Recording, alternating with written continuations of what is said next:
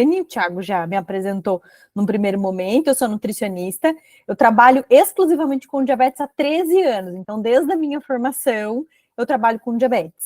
Meu mestrado, meu doutorado, minha especialização foi tudo feito em diabetes também, então o meu mundo é o diabetes, e desde então eu trabalho com contagem de carboidrato, né, que é então a gente pode considerar uma metodologia e uma terapia nutricional direcionada para o melhor controle glicêmico.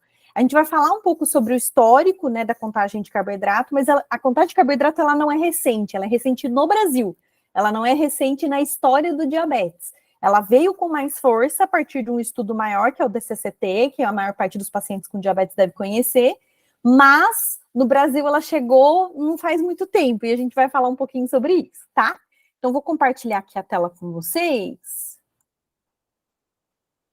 Então, vamos lá. Tá aparecendo, Thiago? Está, doutora. Tá? Então, mas está aparecendo, não em forma assim de... Foi? Agora sim. Agora sim. Beleza, então vamos lá. Eu estava falando aqui, mas estava com o áudio mutado. Muito perdão. Essa é uma das frases que eu mais gosto de falar no consultório, né? Porque cortar se eu posso contar. Então, a gente vai falar um pouco sobre contagem de carboidratos hoje. É uma coisa mais ampla. Hoje a gente vai aprender o básico do básico da contagem de carboidrato. É importante a gente dizer que existem níveis dentro da contagem de carboidrato. Cada paciente pode ter uma experiência anterior, então a gente vai... Aquelas pessoas que já sabem um pouquinho, eu vou pedir para que a gente tenha paciência e também respeito com aqueles que ainda estão engateando na contagem e que vocês também sirvam de incentivo para essas pessoas que estão começando a contar, tá bom?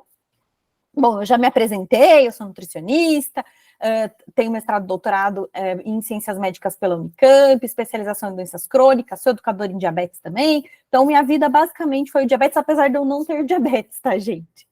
Bom, quando a gente pensa no diabetes, hoje a gente vai falar mais para os pacientes que têm diabetes tipo 1, mas até mesmo o paciente que não tem diabetes tipo 1, que tem diabetes tipo 2, ou que está cursando com essa glicose um pouco mais alta, a contagem de carboidrato ela pode ser benéfica. É importante a gente lembrar sobre a fisiopatologia do diabetes, de onde vem o diabetes, né? O diabetes a gente pode ter tantos fatores ambientais quanto fatores genéticos envolvidos no desenvolvimento da doença. É importante a gente lembrar que o diabetes ela é caracterizada pela hiperglicemia. No diabetes tipo 1, essa hiperglicemia, a principal causa é quando a gente não tem a produção de insulina pela célula beta do pâncreas. Isso não acontece de uma hora para outra, existe uma fase de decréscimo aí de produção ao longo do tempo, então não é assim de um dia para o outro que você vai se tornar paciente com diabetes, né? A gente tem esse decréscimo que pode acontecer e muitas vezes a gente nem vai perceber, e vai perceber quando a glicose fica um pouco mais alta. Por que isso acontece? Isso pode acontecer por uma doença autoimune e por outros diversos tipos de diabetes que a gente pode ter ou que pode desenvolver ao longo da vida. A gente tem diabetes imunomediado, que é o autoimune, a gente tem tipo 1A, tipo 1B, a gente tem os MOD, que são modificações genéticas, e tem outros tipos de diabetes, como, por exemplo, um paciente que passou por um transplante e precisou tomar alguma medicação específica e, por conta disso, desenvolveu diabetes pela resistência à ação da insulina. A gente pode ter pessoas, por exemplo, que tiveram um câncer de pâncreas e precisaram tirar o pâncreas e aí não tem mais a produção de insulina. Então, existem diversos tipos de diabetes. E também tem o diabetes tipo 2. O diabetes tipo 2, ele é caracterizado por uma resistência, num primeiro momento, à ação da insulina, que é quando a insulina ela não consegue fazer o papel dela, um dos papéis, na verdade, que é de levar a glicose para dentro da célula, e aí essa glicose fica lá no nosso sangue e causa hiperglicemia. Nos pacientes com diabetes tipo 2, pode acontecer também uma menor produção de insulina ao longo do tempo. Então, isso pode fazer com que esse paciente também, além da resistência, tenha uma menor produção de insulina. Então, caracteriza aí a hiperglicemia. E por que a gente fica preocupado com essa hiperglicemia? Porque ela pode causar doenças tanto microvasculares quanto macrovasculares. O que é isso? A gente pode ter retinopatia, neuropatia, nefropatia, ou quando a gente fala de doenças macrovasculares, infarto, AVC, ou seja, essa hiperglicemia pode fazer com que a gente tenha consequências relacionadas a outras questões da nossa saúde, e aí podem comprometer o quadro do paciente, tá? Bom, qual que é o tratamento do diabetes? A tríade do tratamento do diabetes é melhor controle glicêmico através da medicação ou através da insulina, né? Alimentação saudável e prática de exercício físico. É importante a gente lembrar que tudo isso também vai estar relacionado à contagem de carboidrato. Se eu faço exercício, eu tenho uma composição corporal melhor, eu fico mais sensível à ação da insulina, a minha resposta à ação da insulina fica mais efetiva. Se eu tenho uma alimentação que é mais adequada no sentido do quanto isso impacta a minha glicose, isso também vai favorecer a contagem, vai ficar mais fácil de eu contar o carboidrato, vai ficar mais fácil de eu entender o impacto glicêmico que cada alimento tem na nossa glicemia e entender também o nosso tipo de insulinoterapia. É muito comum os pacientes, às vezes, virem com dúvidas, mas eu uso determinado tipo de insulina, eu posso fazer contagem de carboidrato ou não posso fazer contagem? Ou, por exemplo, eu só uso medicação, eu posso fazer contagem de carboidrato? Isso são dúvidas comuns, mas a tríade é essa, e é importante que a gente lembre o papel de cada uma também, no quanto isso vai influenciar na contagem de carboidrato, tá? Bom, antes da gente falar especificamente sobre contagem de carboidrato, é importante a gente saber quais os fatores que podem afetar a nossa glicose sanguínea. Por quê? É muito comum nós, ou até mesmo os outros profissionais de saúde, digo pacientes com diabetes, ou profissionais de saúde, eles culpabilizarem ou o alimento, ou a falta de insulina, ou o excesso de insulina por essa oscilação da glicemia. Mas, na verdade, a gente tem 42 fatores que podem interferir no controle glicêmico. A gente tem esses fatores aí descritos pelo Adam Brown, isso está disponível na internet, tem um livro bem legal para fazer a leitura, em onde ele explica todos esses fatores, tá? Você pode comprar o livro também pela Amazon, mas a gente vai discutir alguns desses fatores hoje que são relacionados à contagem de carboidrato e aos alimentos, né? Existem fatores também relacionados à medicação, atividade física, fatores biológicos, os ambientais e também os de comportamento e tomada de decisão. Quando a gente pensa no alimento, a gente tem desde a quantidade de carboidrato que vai ser ingerido, o tipo de carboidrato, se esse carboidrato vai ser ingerido com gordura, com proteína, ou se vai ser só ingerida também a gordura ou a proteína, o quanto isso vai impactar na nossa glicose. O horário da refeição também vai ser importante, porque a gente tem uma sensibilidade à ação da insulina que pode ser diferente ao longo do dia. E eu gosto de elencar também os fatores comportamentais na contagem de carboidrato, porque se a gente não tiver uma boa conduta de manejo do diabetes, ou seja, fazer monitorização glicêmica antes da refeição, aplicar insulina antes da refeição, o paciente ter boas condutas em relação ao diabetes, isso também vai interferir num bom resultado ou num mau resultado do controle glicêmico, e se ele vai conseguir ou não aplicar a contagem de carboidrato ao longo do dia dele ou da vida dele. Bom, quando a gente pensa no tratamento do diabetes, por que a gente precisa entender um pouco das insulinas? Porque quando a gente pensa em terapia basal bolus, que é a terapia que o paciente com diabetes tipo 1 usa, eu tenho a insulina basal que ele vai utilizar e a insulina rápida que ele vai utilizar. Qual que é a função da insulina basal? É manter a nossa glicemia estável. Pensando no indivíduo que não tem diabetes, o nosso pâncreas ele produz microdoses de insulina ao longo do dia, para que a glicose fique estável. Quando a gente come algum alimento, ou por algum motivo, como por exemplo uma doença, a nossa glicose sobe, o nosso pâncreas produz mais insulina para dar conta daquela glicose. Então o tratamento do diabetes, ele tem que imitar isso. Por que eu preciso entender? Primeiro, para saber qual insulina que eu vou manejar na contagem. Então, quando a gente pensa nas insulinas basais, que podem ser as insulinas ultralongas, os análogos, por exemplo, essa insulina ela não vai mudar, basicamente, na contagem. A gente não mexe nela. A gente vai ter um manejo, que é uma quantidade maior ou uma quantidade menor, das insulinas rápidas ou ultra rápidas. Então, a gente está falando de asparte, lispro, glulizina, que é a Apidra, a Fiasp, a insulina inalada para alguns pacientes que usam. Essas são as insulinas que a gente vai utilizar para fazer a contagem de carboidrato, porque a gente também tem a correção da glicose. Se eu uso regular, dá para fazer contagem de carboidrato? É um pouco mais difícil com regular. Por quê? Porque a gente precisa aplicar a insulina regular com 30 minutos de antecedência.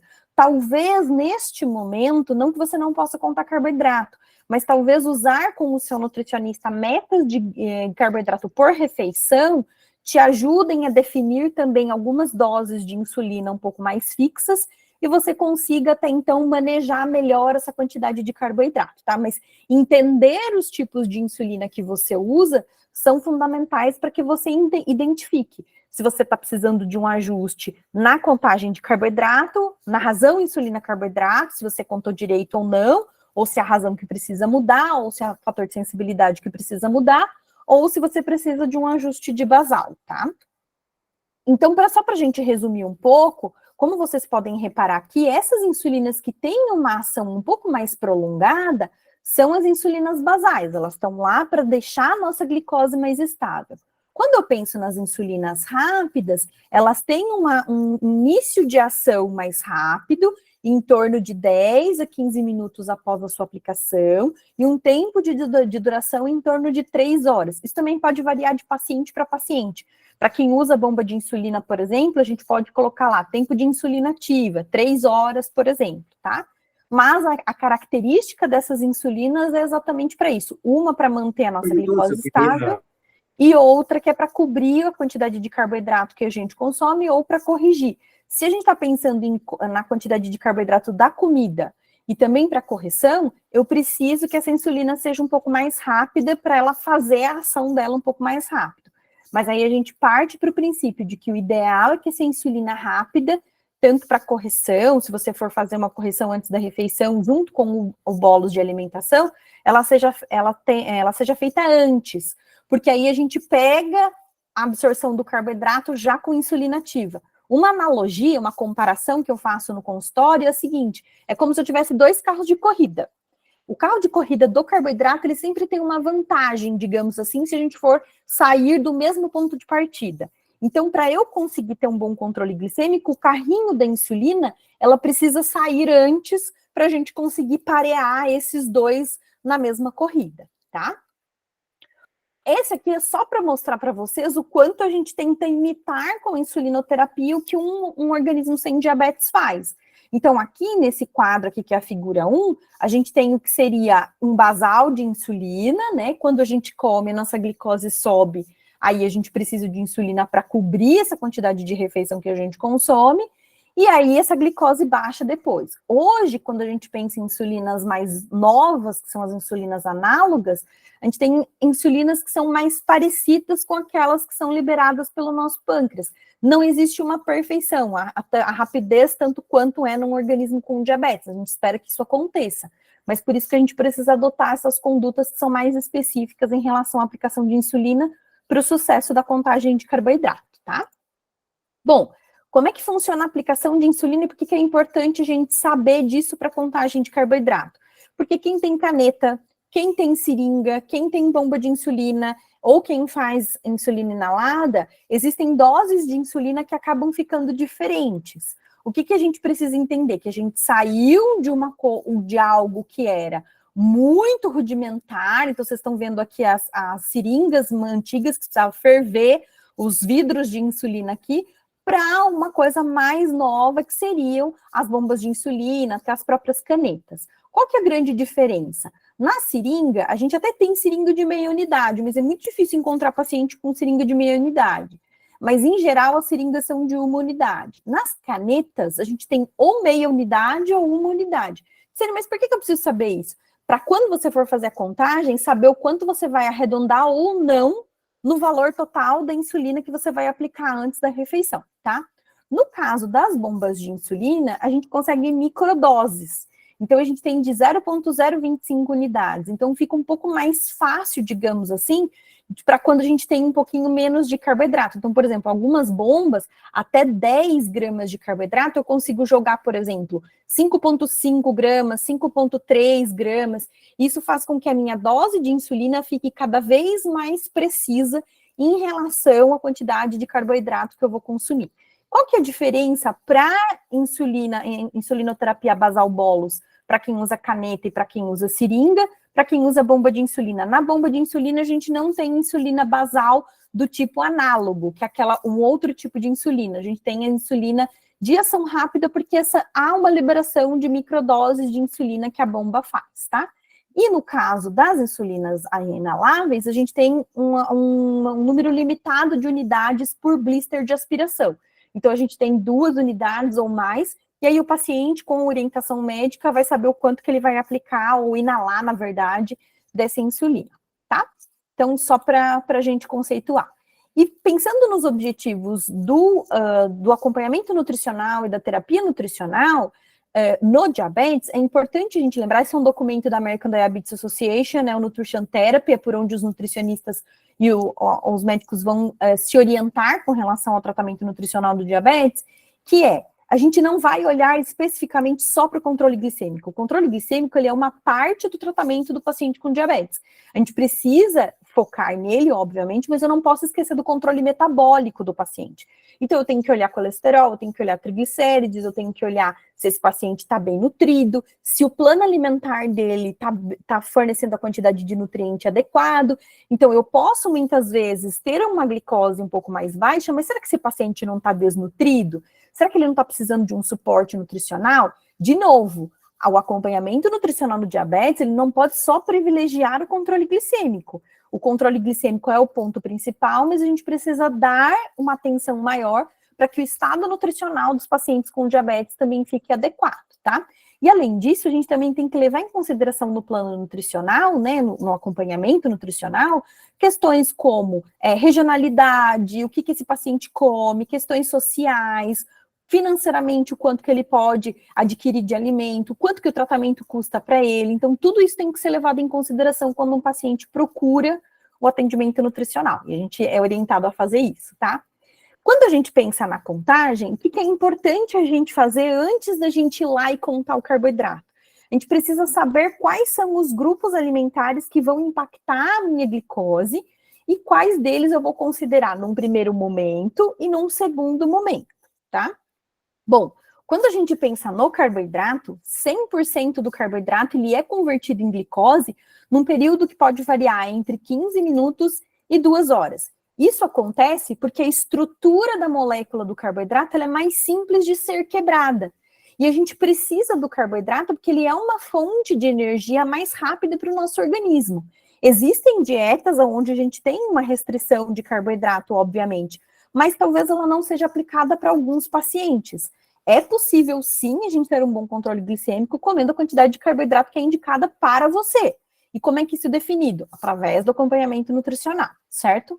Mas existem outros nutrientes que vão impactar a glicose também. Quando a gente pensa no que vai impactar na glicose, a gente está falando de macronutriente, que é carboidrato, proteína e gordura. Micronutriente, que é vitaminas e minerais, eles não têm caloria. Tudo que não tem caloria e não gera energia, não vai impactar na nossa glicose.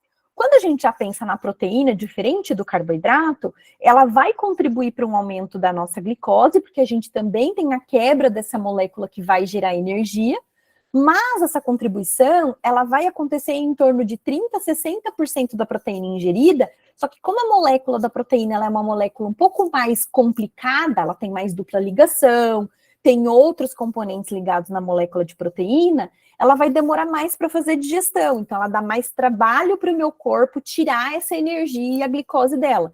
Então o impacto que a proteína vai dar na glicose é provavelmente em torno de 3, 4 horas ou mais, dependendo do volume que o paciente vai consumir, tá?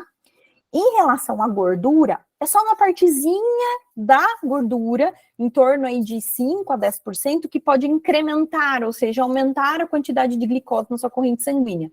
Só que a gordura, ela ainda é uma molécula mais complexa, o tempo de digestão dela é ainda maior.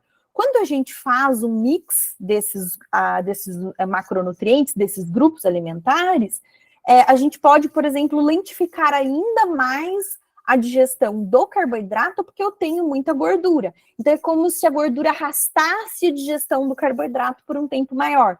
E aí, vamos pensar lá no tempo de ação de insulina, que a gente comentou anteriormente, das insulinas rápidas e ultra rápidas, que elas têm um tempo de duração de 3 horas, mas se o meu impacto na glicose acontece na 4ª, 5ª, 6ª hora, eu posso estar descoberto por aquela quantidade de insulina, né, pelo tempo de ação de insulina, e aí a minha glicose subir porque eu não tenho mais insulina ativa, tá? Então é importante a gente lembrar, é um problema comer proteína e gordura? Não, a gente só precisa orientar o paciente a quando ele vai consumir e a quantidade que ele vai consumir para fazer com que o controle glicêmico dele, então, fique mais adequado, tá? Então, só para a gente lembrar quais os grupos alimentares que vão impactar a nossa glicose. As frutas são um grupo alimentar que vão impactar a nossa glicose, porque elas têm um açúcar natural delas, que é a frutose. Então, se consumidas em excesso, a gente pode sim ter uma elevação de glicose. Mas a fruta também tem fibra. Então, se a gente consumir ela numa porção adequada, a gente vai conseguir ter um bom manejo da glicose, contando o carboidrato corretamente e aplicando a insulina antes, tá? Então, pode sim consumir fruta, não tem problema nenhum. As verduras e os legumes, alguns legumes podem ter uma quantidade um pouquinho maior de carboidrato, mas é um grupo alimentar que não tem uma característica tão grande de ter muito carboidrato. A gente está excluindo daí todos os tipos de tubérculos, tá? Então, a gente está falando de verdura e legume, a gente não está falando de raiz do tipo batata, mandioca, por exemplo, que daí são alimentos que têm uma quantidade maior de carboidrato. Mas abobrinha, cenoura, beterraba, que as pessoas acham que tem muito carboidrato, não tem, eles têm uma quantidade pequena e eles são ricos em fibras. O que é importante da fibra quando a gente pensa na contagem de carboidrato e na associação com os outros alimentos? As fibras, elas não são digeridas pelo nosso organismo, né? Os seres humanos não digerem fibras. Então, elas ficam um tempo maior lá no nosso intestino. Por elas ficarem um tempo maior no nosso intestino, elas lentificam a absorção do carboidrato. Então, a gente não tem aquele picão de glicose que pode acontecer por conta de um consumo maior de carboidrato. Então, comer alimentos que têm um carboidrato junto com fibras ajuda no controle glicêmico. A gente tem outros alimentos que também são fontes de carboidrato, que têm fonte de carboidrato, são fontes que são os cereais. Então, farinha de trigo, cevada, centeio, o próprio milho, por exemplo, são cereais que na sua composição têm o amido. Esses alimentos, eles também têm uma característica de ter uma casquinha, né? Vamos pensar num grão de aveia, por exemplo, ou, por exemplo, no arroz, né? Eles têm uma fibra que já vem com eles, que é natural. Aí, no processamento do alimento, se perde essa fibra. Então, por isso que nós, nutricionistas, insistimos no consumo de alimentos que ainda estão na sua versão integral, porque houve um menor processamento e a manutenção da fibra. E essa manutenção da fibra faz com que a resposta glicêmica fique melhor. Um outro grupo alimentar, que apesar da gente caracterizar ele como sendo um grupo da proteína, são as leguminosas. As leguminosas, como feijão, lentilha, ervilha, grão de bico, todas elas têm uma quantidade de carboidrato. É uma quantidade menor, muitas vezes, comparado aos cereais, mas ainda tem. Mas qual que é a vantagem desse grupo alimentar? Além de eu ter essa proteína, que ainda sendo de baixo valor biológico, ela é uma proteína, a gente pode sim ter um consumo proteico adequado através das leguminosas, mas elas também são ricas em fibras. Então, se eu adiciono feijões à minha refeição, eu também tenho uma quantidade maior de fibra. E a gente pode até utilizar as farinhas, por exemplo, das leguminosas, como uma parte das nossas preparações, porque elas vão ser ricas em fibras e vão ter uma resposta glicêmica diferente, por exemplo, de uma farinha que já é mais processada, tá? Outro grupo alimentar que causa muita dúvida é o leite. O leite também tem o seu carboidrato, que é a lactose. A lactose, ela vai, então, ser digerida pelo nosso organismo e pode conferir aí um aumento da glicose.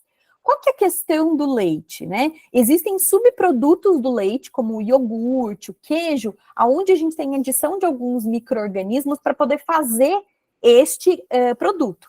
E esse próprio micro-organismo, ele vai lá e consome o açúcar do leite. Então, por isso que quando a gente olha na tabela de contagem, vai estar lá queijo, 0 grama de carboidrato, tá? Então, esses alimentos, eles não vão ter uma quantidade significativa de carboidrato. Ah, Tiziane, então eu não preciso contar eles na minha contagem? Num primeiro momento, não. Mas, se o consumo dele for um consumo maior, ele pode dar um impacto na glicose mais tardio, porque lembrando que 30% a 60% da proteína pode impactar a glicose mais tardiamente, tá? Então, esse é um dos grupos alimentares quando a gente pensa em relação à contagem de carboidrato. Aqui eu trouxe para vocês essa linha do tempo exatamente para mostrar para todo mundo que a questão do manejo de pouco ou muito carboidrato, ela veio flutuando ao longo dos anos e ao longo das décadas, né? A gente tem um dos primeiros relatos de diabetes lá em 1552 a.C., e já se desconfiava de que o carboidrato seria um dos fatores para a gente observar. Então, a gente passou desde dieta de inanição, que é quando a gente retirava todo o carboidrato toda a comida, na verdade, do paciente, até, por exemplo, dietas de superalimentação, porque se acreditava que como o paciente ficava muito magro e ele urinava muito, ele perdia muita energia pela urina, então fazia uma dieta de reposição. Até o advento da insulina, ou seja, até a descoberta da insulina, o único tratamento do paciente com diabetes era alimentação. Então, por isso que a gente tem muita crença com relação à alimentação, do que sobe, do que desce a glicose, do que pode ser benéfico ou não. Então, até a insulina vir, basicamente o tratamento era esse, se comia pouco ou se comia muito. Aí depois descobriu o impacto do carboidrato, se comia muito ou se comia pouco carboidrato. Quando a gente pensa na contagem de carboidrato, um dos primeiros relatos é de 1935 na Europa, mas tem alguns relatos anteriores. Mas esse seria o mais palpável. E depois com o DCCT, como eu comentei com vocês, de que isso ficou um pouco mais específico a partir dessas múltiplas doses de insulina e dessa adequação para o que o paciente vai comer. No Brasil, a contagem ela aconteceu só em 1997, foi o primeiro relato de contagem. Então, a gente tem muito pouco tempo de contagem de carboidrato no Brasil, né? Os primeiros manuais, o como que isso foi implantado. Então, por isso que existem poucos profissionais que trabalham com contagem de carboidrato e até mesmo poucos nutricionistas que trabalham com contagem de carboidrato, tá? Bom, o que eu preciso saber, então, para fazer contagem de carboidrato? Primeiro, que a contagem de carboidrato ela não é uma dieta. Não é algo que você vai fazer por um tempo e depois você vai abandonar porque você conseguiu um bom controle glicêmico. Eu consegui uma glicada de 7, não vou mais contar carboidrato. Contagem de carboidrato não é para emagrecer também, tá? Ela é uma estratégia nutricional em que eu consigo fazer com que a dose de insulina fique ajustada à quantidade de carboidrato que eu vá consumir, e aí eu tenho menos oscilação glicêmica. Se eu tenho menos oscilação glicêmica, o meu corpo responde de uma maneira melhor, seja para o emagrecimento, por exemplo, ou seja para o ganho de massa muscular. Eu sempre falo isso para o paciente, enquanto as suas glicoses ficarem instáveis, o seu objetivo de perda de peso ou o seu objetivo de ganho de massa magra, ele vai ficar comprometido. A gente primeiro precisa estabilizar. E qual que é o princípio básico da contagem de carboidrato? Que a quantidade é mais importante do que a qualidade. Isso parece estranho, mas num primeiro momento a gente vai lidar com a quantidade. Num segundo momento é que eu vou entender o quanto que cada grupo alimentar vai impactar na minha glicose e o quanto eu posso usar disso para fazer com que a minha glicose fique mais estável ou não. Mas a princípio a gente vai contar literalmente a quantidade de carboidrato presente em cada alimento. Bom, mas antes de começar a contagem, o que é importante a gente lembrar? Contagem de carboidrato é diferente de índice glicêmico. Índice glicêmico, a gente tem tabelas de índice glicêmico, elas vão mostrar para a gente o quanto que um alimento pode impactar a sua glicose de uma maneira mais significativa. Então, tem alimento de baixo índice glicêmico, de médio índice glicêmico e de alto índice glicêmico. Quando a gente pensa nesse impacto da glicose, não necessariamente a gente está falando de quantidade de carboidrato, a gente está falando do quanto aquilo eleva a sua glicose. O que é importante a gente lembrar? Que tem uma variação intra e entre indivíduos. Por exemplo, se eu tenho uma resistência maior à ação da insulina no período da manhã, se eu comer determinados alimentos, eu posso ter uma glicose mais elevada. E se eu comer o mesmo alimento no período da tarde, eu vou ter uma resposta glicêmica melhor. Se eu como banana e uma outra pessoa come banana, a resposta glicêmica ela é diferente. Mas por que isso acontece? Porque a gente tem sensibilidade à ação da insulina diferente, porque a gente faz exercício físico e o outro não faz, porque o horário que a gente faz exercício físico deixa o nosso corpo capta melhor a glicose independente da ação da insulina. Um outro fator importante também, as refeições mistas. Quando a gente faz a tabela, quando se tem a tabela de contagem de índice glicêmico, eu estou olhando só o carboidrato, eu não estou considerando, por exemplo, se houve adição de gordura ou se houve adição de proteína. Então, fica meio injusto na hora da avaliação. Então, se eu tenho, por exemplo, pão com manteiga, é diferente a resposta glicêmica de pão com geleia, ou só pão, por exemplo, ou se eu como pão e tomo um copo de leite. Então, as refeições mistas vão impactar aí nessa resposta glicêmica. A gente também tem, como eu falei, a resposta mediante exercício físico ou ausência desse. Então, eu pego duas pessoas, uma fez exercício e a outra não fez exercício e elas comem o mesmo alimento. Elas podem ter respostas glicêmicas diferentes. A comparação entre os alimentos é muito comum no índice glicêmico e a gente cabe um alerta aí. Quando você vai olhar na tabela de índice glicêmico, às vezes você vai olhar só o que tem baixo índice glicêmico, geralmente são alimentos que têm mais proteína, que são mais gordos, que têm mais gordura. A tendência nossa é partir para esses alimentos. Mas será que eles são adequados para você nesse momento? Será que o seu controle metabólico no geral, a sua saúde em geral, permite que você consuma um volume maior desse alimento? Se eu tenho um paciente, por exemplo, com alguma nefropatia, alguma alteração no rim, eu não posso colocar uma quantidade maior de proteína. Se eu tenho um paciente que já sofreu um AVC, um infarto, por exemplo, eu não posso carregar a alimentação dele de gordura. Então, isso precisa ser considerado, por isso, a tabela de índice glicêmico ela precisa ser usada com consciência, tá? E também tem a questão do índice glicêmico versus a carga glicêmica. O que é a carga glicêmica? É quando eu considero a porção do alimento a ser consumida, porque o índice glicêmico é quando eu comparo 50 gramas de carboidrato de um determinado alimento com 50 gramas de carboidrato do pão e observo o quanto que isso vai influenciar na glicose. Diferente da carga glicêmica, que está considerando a porção do alimento. Então, por exemplo, vamos lá olhar a melancia, tá?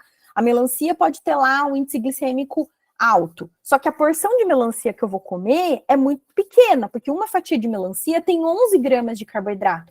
Para eu comer 50 gramas de carboidrato de melancia, eu preciso comer quase uma meia melancia. Isso muitas vezes é inviável para a maior parte das pessoas. Então, por isso que a gente tem que olhar basicamente a carga glicêmica e não necessariamente o índice glicêmico.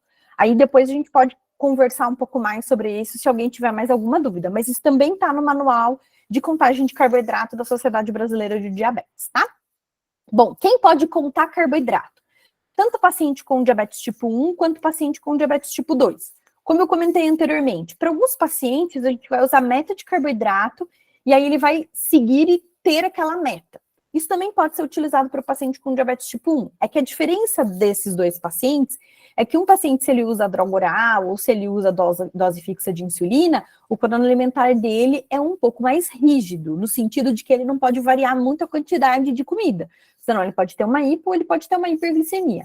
Já no paciente que faz contagem de carboidrato plena, né, ele faz terapia basal bolos, conta carboidrato e aplica a quantidade de insulina, ele tem uma flexibilidade maior de comer mais ou comer menos, a depender do dia. Então, o plano alimentar dele, ou em algumas situações, ele pode variar um pouco mais. É possível fazer contagem para esses dois grupos? Super possível, tá?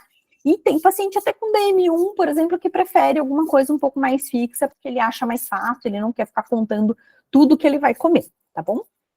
Bom, para contagem de carboidrato, quais são os pré-requisitos? A gente precisa de um endocrinologista, porque é ele que vai manejar as doses de insulina, fator de sensibilidade, basal, razão insulina-carboidrato. Precisa de um acompanhamento de um nutricionista, porque o nutricionista vai treinar o paciente para contagem de carboidrato e também vai identificar quando a contagem de carboidrato está dando certo ou não está dando certo.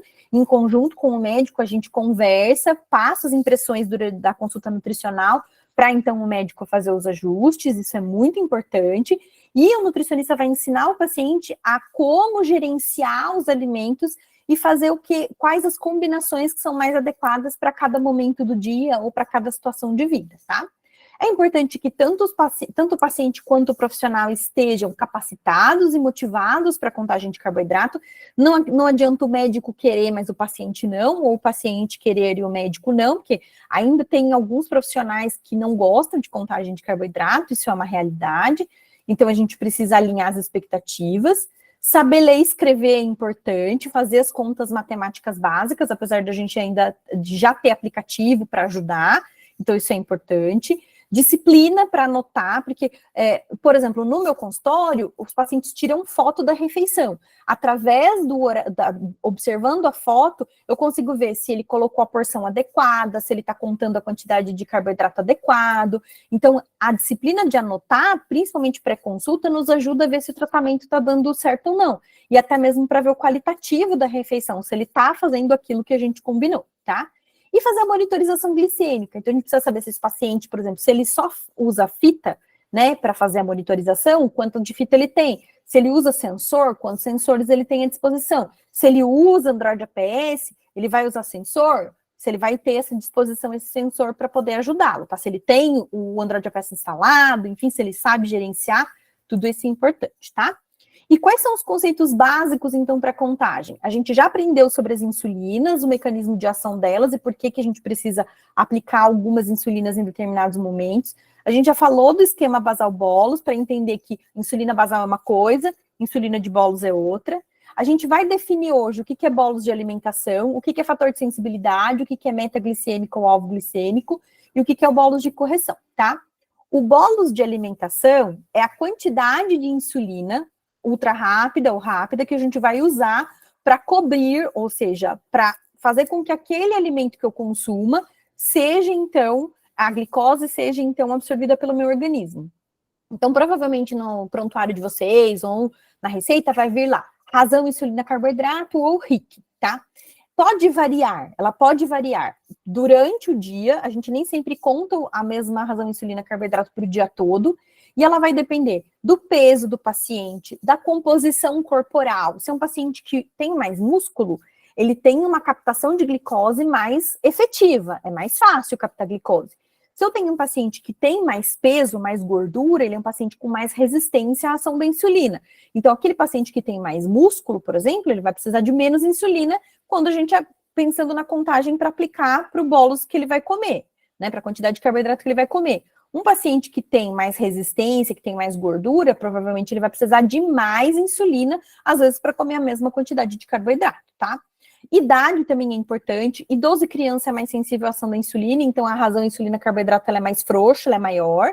Horário do dia, como eu falei, a gente conta diferente, pode contar diferente ao longo do dia, a depender da sensibilidade. Se você faz exercício no período da manhã, talvez a sua contagem seja diferente. Se você faz no período da tarde, sua contagem talvez seja diferente pelo próprio impacto que o exercício dá na quantidade, na sensibilidade que você tem à ação da insulina.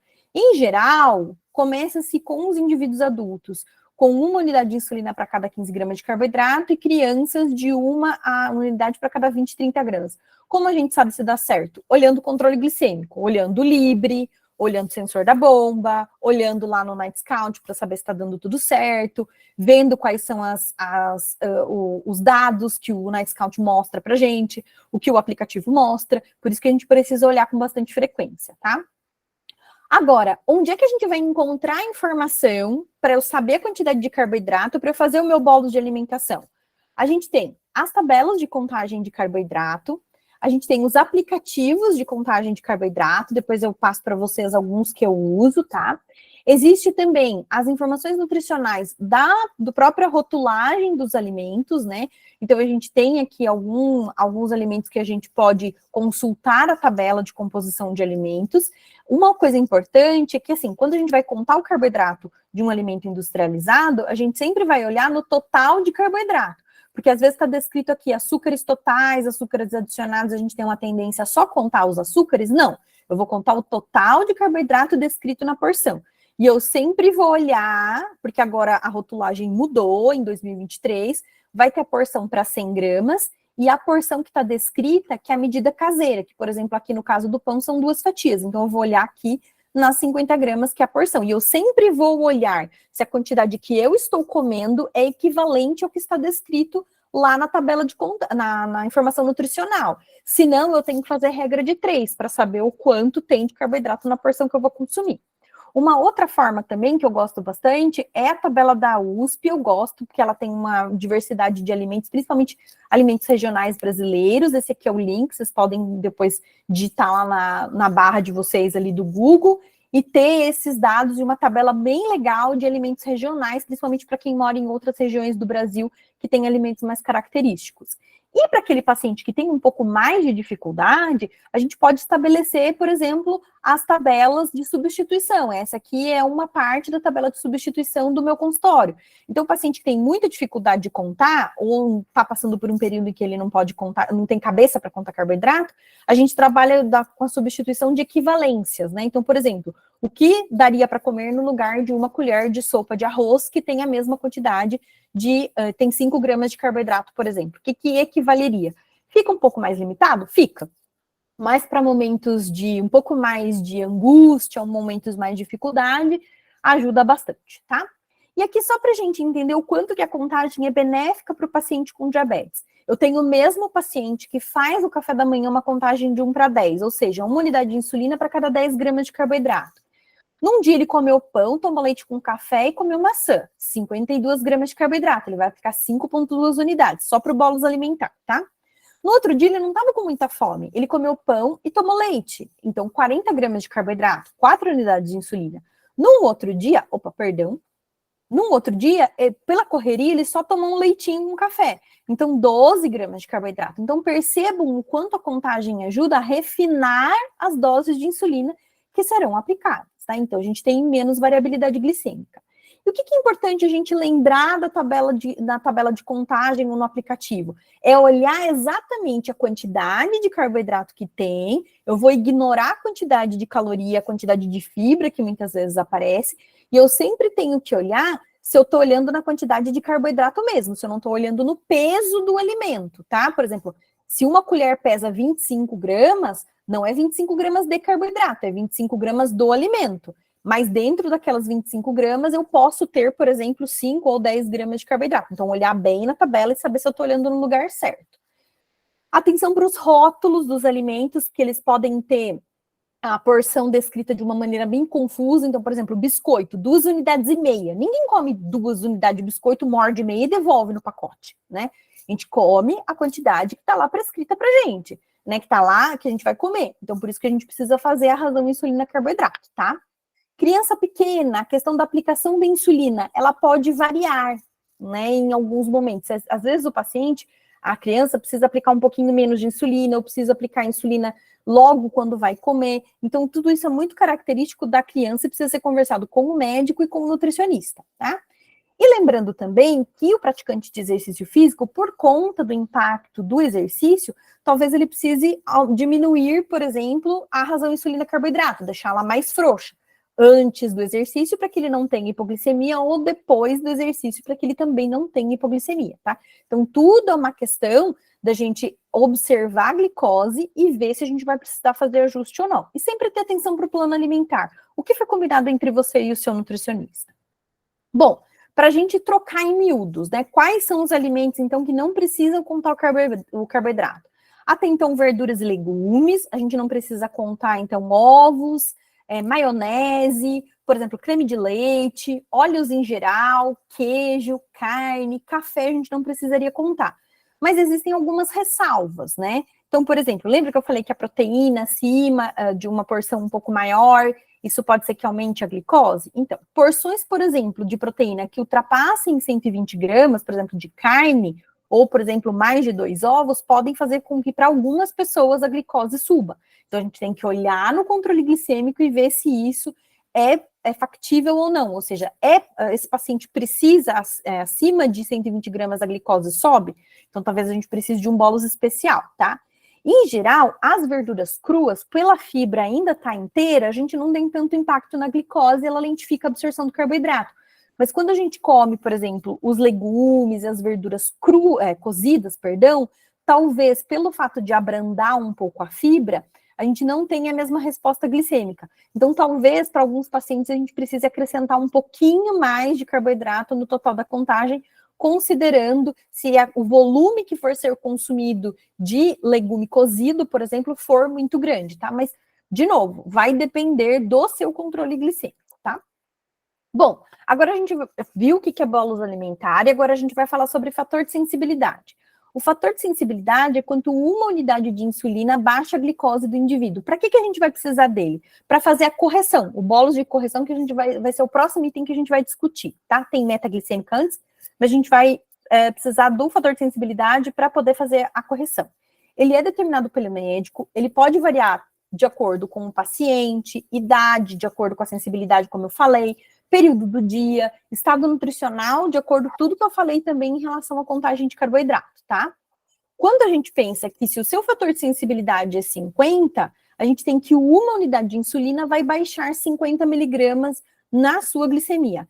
Vejam que são coisas diferentes. Uma coisa é bolus alimentar, onde a gente tem uma insulina para cada X gramas de carboidrato. Outra coisa é o fator de sensibilidade, onde a gente tem que uma unidade de insulina baixa a sua glicose, tá? Bom, Com a informação do fator de sensibilidade, que também vai ser definido de acordo com a idade, de acordo com o estado nutricional do paciente e também de acordo com a monitorização glicêmica, a gente tem o bolo de correção.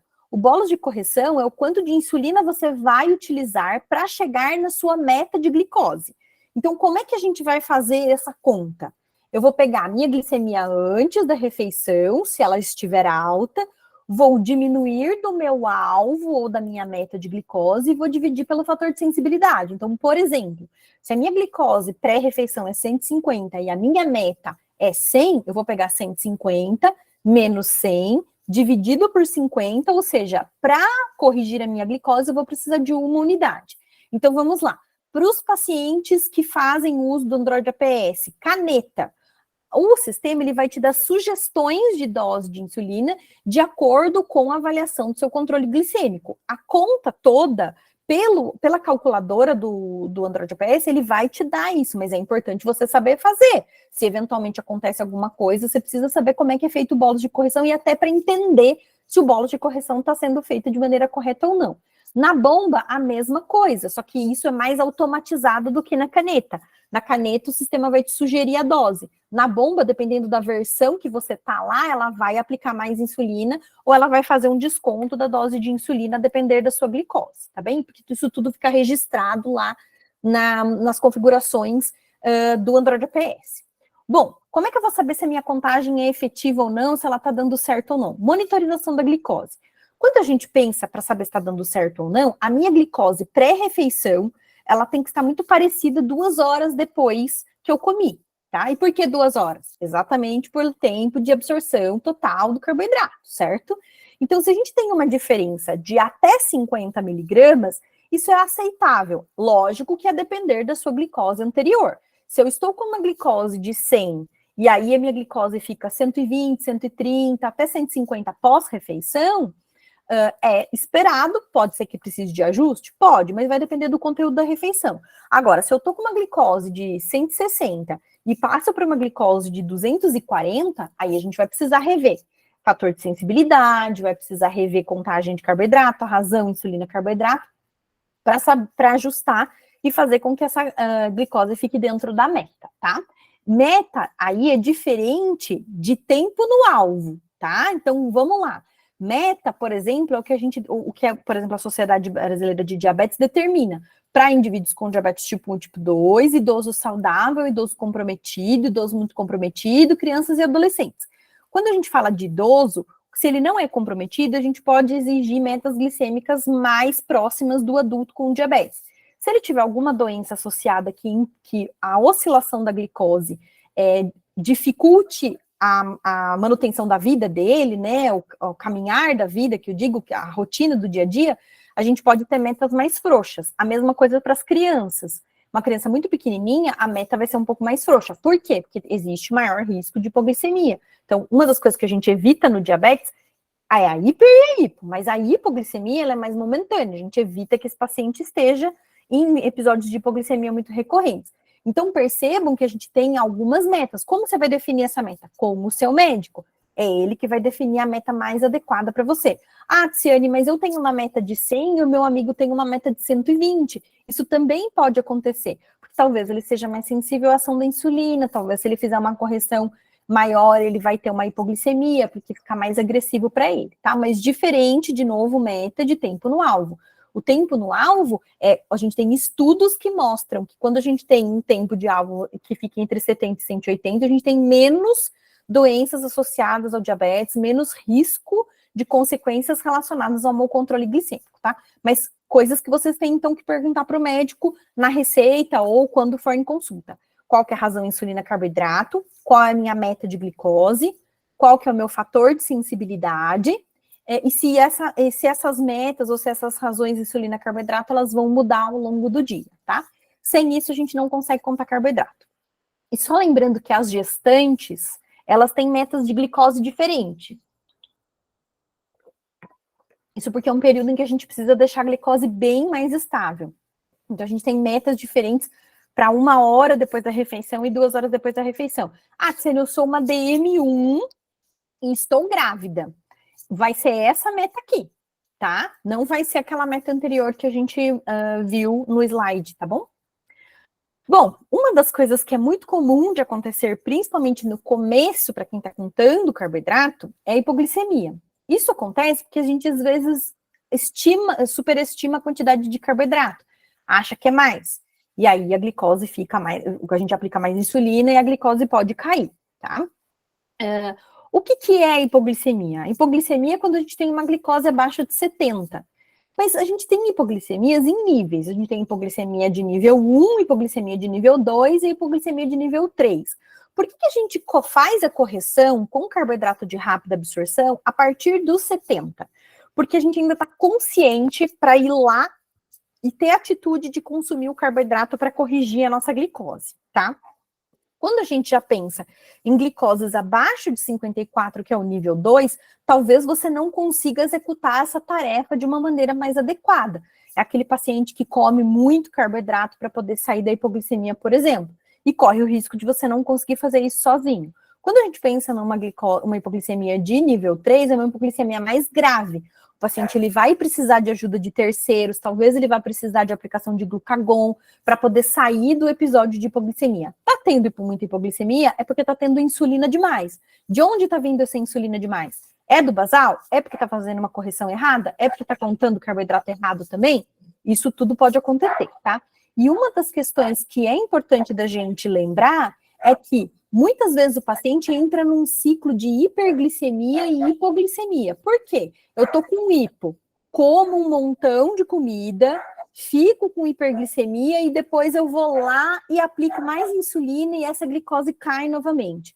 Então, é importante a gente lembrar que a correção de hipoglicemia, ela tem que ser feita com carboidrato de rápida absorção, mas em quantidades adequadas e também dependendo da idade. Se for criança, precisa de menos carboidrato. Se é adulto, talvez ele precise de mais carboidrato. Em geral, crianças até mais ou menos uns 10 anos de idade, de 5 a 10 gramas de carboidrato. Mais de 10 anos, talvez precise de 15. Ou adulto, às vezes, pode precisar de 15, de 20, de 30. Como que eu descubro isso? Através da monitorização glicêmica, certo? De onde eu posso conseguir essa correção, por exemplo?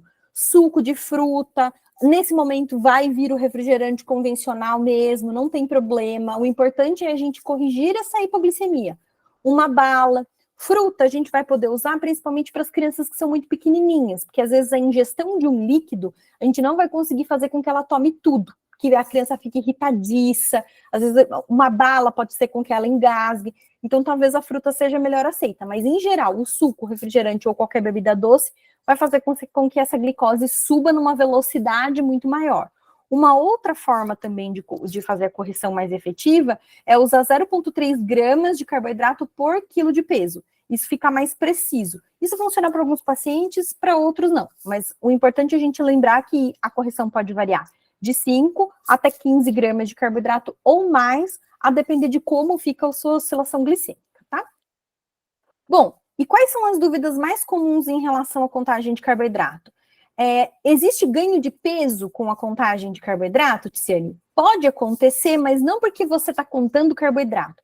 Porque provavelmente você veio de um período de mau controle glicêmico e você acaba não eliminando mais a glicose pela urina, que acontece, que é a glicosúria. Então, essa glicose vai ser armazenada pelo seu organismo. E tem também a reidratação do paciente, quando ele começa a contar carboidrato, principalmente ao diagnóstico, descobriu o diagnóstico, começou a ter melhor manejo da glicose, o peso começa a aumentar. Então, a gente tem os fatores relacionados à hidratação, tem também esses fatores relacionados à maior captação de glicose, porque antes ela é eliminada pela urina, mas também tem a questão da hipoglicemia. Então, se o paciente não conta carboidrato direito, o que pode acontecer? Ele tem mais episódios de hipoglicemia.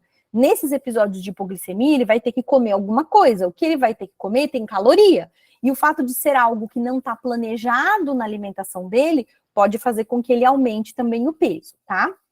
Também pode acontecer do paciente usar alguma medicação que possa interferir na fome, na saciedade, promover ganho de peso.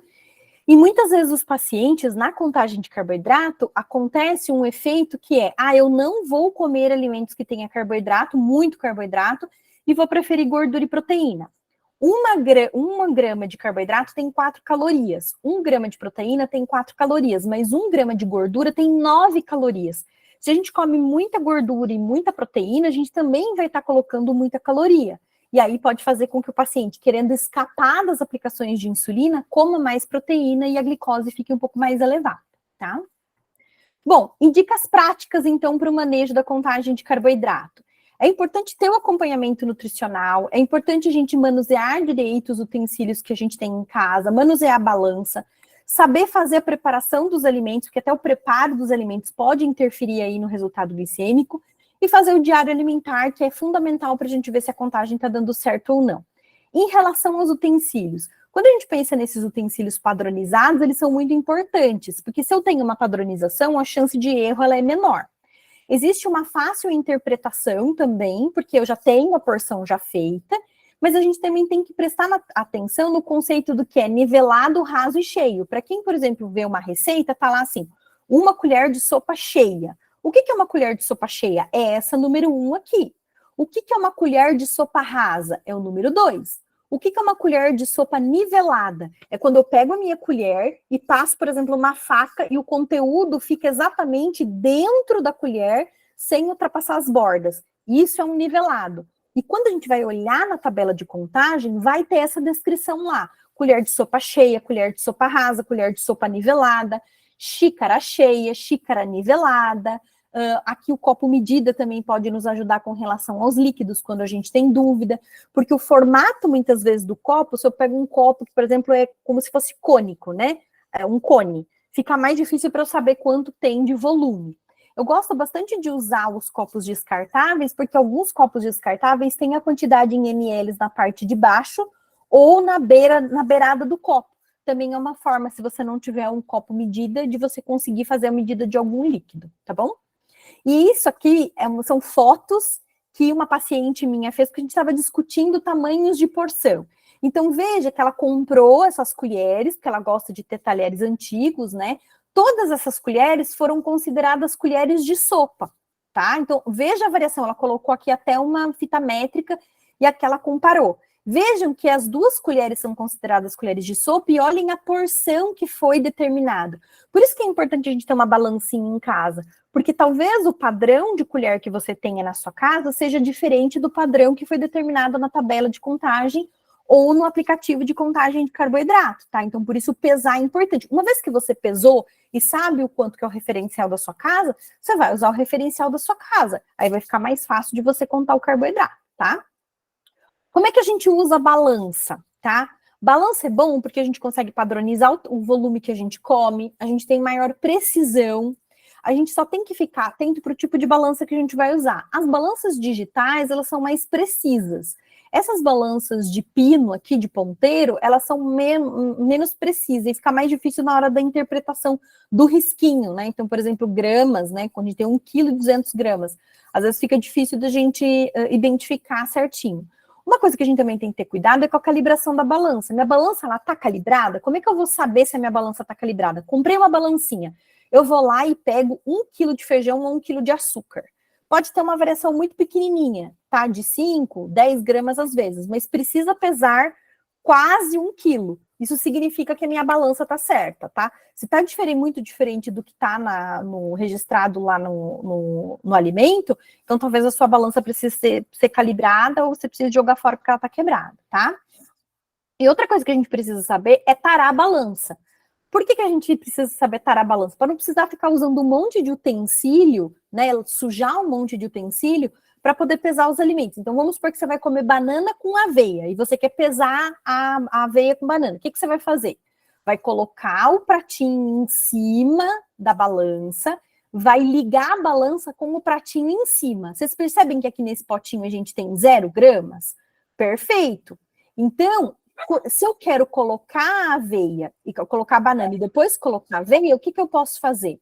Eu posso colocar depois de novo o meu prato com a banana em cima, desligar a balança, ligar de novo, ela vai estar 0, e aí eu vou colocar a minha aveia aqui e vou ter a quantidade de aveia que eu vou consumir, e aí então eu consigo ter a quantidade de carboidrato que eu vou consumir com a aveia que eu estou colocando na minha banana. E aqui, só para mostrar para vocês, o pezinho do potinho. Se eu considerar o pezinho do potinho aqui, eu vou ter um erro na minha contagem de carboidrato, tá? E eu gosto de indicar para os meus pacientes também essa balancinha pequenininha aqui, que é uma balança de bijuteria, que a gente pode colocar dentro da bolsa. Então, se eu tenho muita dificuldade, ou, por exemplo, vou na casa da mãe, da sogra, do tio, a gente pode usar essa balancinha aqui, e que ela pesa até meio quilo. Então, ela pode nos ajudar em vários momentos, tá? E o que a gente traz da consulta nutricional que é importante para a gente fazer a contagem de carboidrato de uma maneira mais efetiva, né? Técnica de preparo dos alimentos é bem importante, porque alimento cru e alimento cozido tem uma quantidade de carboidrato diferente, vocês vão olhar depois lá na tabela. 100 gramas de cenoura crua vai ter uma quantidade diferente de carboidrato de 100 gramas de cenoura cozida, porque o preparo do alimento pode agregar água e fazer com que aquele alimento, por exemplo, tenha um peso diferente. O cru, ele pesa muitas vezes menos, então o volume que eu tenho é muito grande.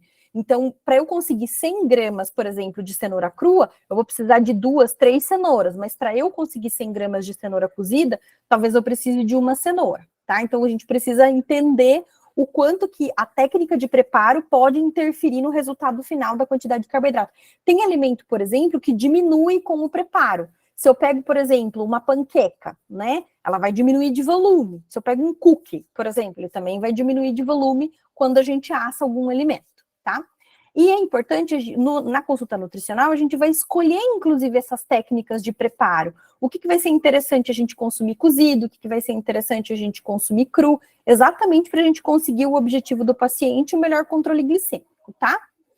Interpretação do rótulo, isso também é importante, porque o nutricionista vai ensinar o paciente o que comer, quando comer aquele determinado alimento, e também a fazer a interpretação como eu ensinei lá para vocês. O que é a porção descrita no rótulo, quando tá para 100 gramas, quando tá para medida caseira, por exemplo. Então, tudo isso pode interferir e o nutricionista vai te ajudar nessa interpretação, tá? E também organizar as refeições, o conteúdo das refeições, como manejar essa refeição de acordo com o controle glicêmico. Então, por exemplo, se eu estou com a glicose mais alta, qual refeição eu vou consumir? Qual o preparo de refeição é mais efetivo para mim? Se eu estou com a glicose mais baixa, qual alimento eu vou consumir? Isso é importante porque vai entrar na questão da contagem de carboidrato também, tá? E em relação ao preparo dos alimentos, eu trouxe alguns exemplos para vocês que são muito passíveis de erro. Às vezes a pessoa vai fazer macarrão para a família toda e ela usa o referencial da tabela de contagem de macarrão lá do rótulo. Aqui, no rótulo do alimento, vai aparecer a quantidade de carboidrato referente ao alimento que está na embalagem. Então, é macarrão cru, não é macarrão cozido.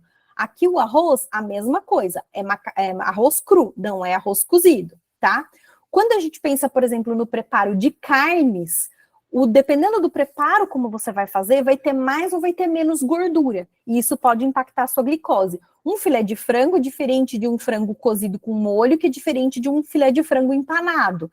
Então, o empanado, além da gordura, vai ter o acréscimo de carboidrato.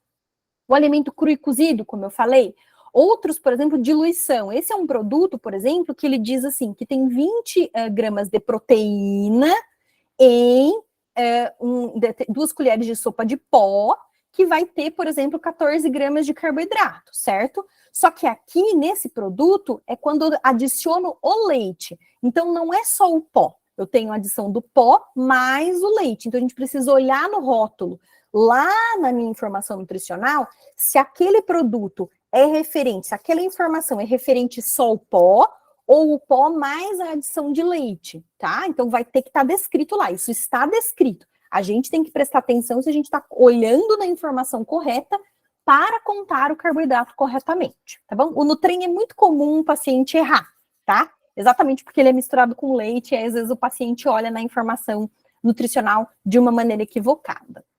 E os aplicativos, né? Onde a gente pode obter essas informações?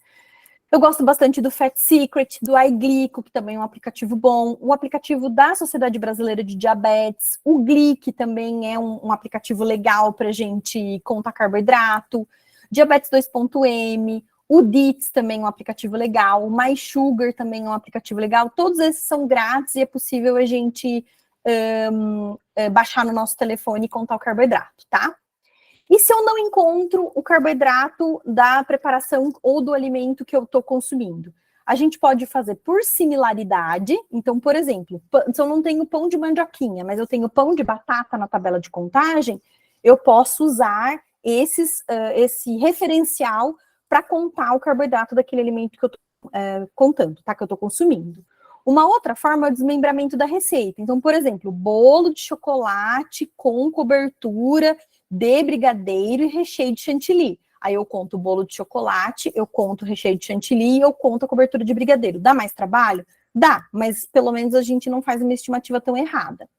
E também a gente tem o melhor de 3, que é quando a gente errou uma vez, a gente tenta comer aquele alimento de novo, faz uma contagem diferente uma terceira vez, e ver qual delas a gente conseguiu um resultado glicêmico melhor, tá? Mas, em geral, por similaridade e por desmembramento da receita, dá super certo. Ficou alguma dúvida com relação a isso, gente? Porque daí, quem tiver dúvida, pode perguntar. Deixa eu ver se tem alguma dúvida desse assunto. Perfeito. Porque daí a gente já vai passar para a parte prática. Isso. A Marília falou assim, eu sempre em dúvida em quantidade de gordura que vai afetar a glicemia. Sempre devo considerar. Ah, então vamos lá. Em geral, quando a gente tem uma quantidade de 20 gramas de gordura para cima, talvez isso já impacte a sua glicose. Como é que a gente vai saber disso? Usando o aplicativo para ver a quantidade de gordura. Mas isso é muito individual. Tem paciente que tem uma resposta muito ruim para gordura. Ruim, que eu digo, é que pouca gordura vai fazer com que a glicose dele suba. E também vai depender do que está junto com essa gordura, tá? Se é muito carboidrato, se é um carboidrato refinado ou se não é, tá? Então, como é que você vai saber disso? Fazendo diário alimentar para o seu nutricionista e definindo que tipo de bolos você vai fazer e como que a sua glicose fica afetada a partir do alimento que você vai consumir, tá bom? Tá. O Rodrigo levantou a mão aqui. Pode abrir o áudio, Rodrigo, se quiser, e perguntar. Oi, tudo bom, Tiziane? Tudo! Eu gostaria de fazer uma pergunta para você. Eu tô estudando, já fiz alguns cursos com você também. Ai, que bom! Eu recentemente, eu conversei com um menino que era diabético tipo 1. Uhum. E ele competiu no fisiculturismo. Certo. Mas ele fez por conta própria e ele zerou o carboidrato. Uhum. No caso dele, e estava usando clenbuterol. Tá. Remédio de asma para cavalo. Uhum. Certo. No caso dele, ele não comentou como que ele fez, mas na parte dietética, assim, o que a gente pode fazer? Então, aí a gente está falando de um outro perfil de paciente, tá? Ele tem um objetivo específico, geralmente se reduz a quantidade de carboidrato desses indivíduos para que eles desidratem pré-prova. Então, no fisiculturismo, isso pode acontecer. Se isso é viável para um paciente com diabetes tipo 1, é só o médico dele que vai poder definir isso. Porque eu não sei o quanto que isso vai impactar a glicose dele nesse período em que ele está fazendo prova e pensando nisso ao longo da vida dele. Mas no fisiculturismo, se faz muitas vezes essa redução para ele desidratar e para ele ter uma performance melhor durante a competição. Se isso é saudável ou não, não sei. O tratamento dele eu também não sei. Se ele é microsecretor, também não sei. Se ele está em lua de mel, também não sei. Então, perceba que tem diferentes vieses, tá? Para a gente avaliar. E se esse resultado de redução de carboidrato está sendo bom para ele ou não, também não sei. A gente precisaria saber mais detalhes para saber se isso é benéfico ou não, mas que tudo bem comer carboidrato, tudo bem. É porque nesse caso a gente tem uma finalidade, tá? Não precisa zerar carboidrato da vida de ninguém. Eu tenho um amigo que é bodybuilder, né? E aí, assim, ele faz isso também, mas ele faz isso tipo 2 semanas antes de uma grande competição, entendeu? Então, senão é o estilo de vida, não dá para ser assim. Senão ele falou que já tinha existido já. Até porque a hipertrofia, ela depende da ingestão de carboidrato. Eu só ganho massa magra se eu tiver carboidrato. Então, é um período mais curto que ele vai fazer essa menor ingestão de carboidrato por conta de uma finalidade. Mas como estilo de vida, talvez não seja tão saudável. Não posso definir isso, precisaria ver o controle glicêmico dele. Ah, sim.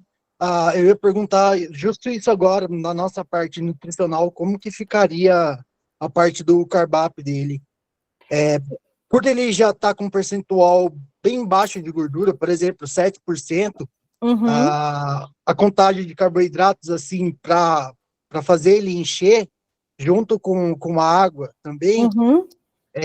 não tem nenhum dado específico, por exemplo... De novo, é muito específico. Eu seria irresponsável se eu te desse alguma resposta de beira de livro ou de experiência. Cada paciente é um paciente, entendeu? Eu precisaria ver o controle, precisaria ver o tratamento dele antes de opinar sobre qualquer outra coisa. O quanto que ele come de cada grupo alimentar. Fica muito difícil a gente definir isso se eu não souber detalhes específicos sobre o tratamento.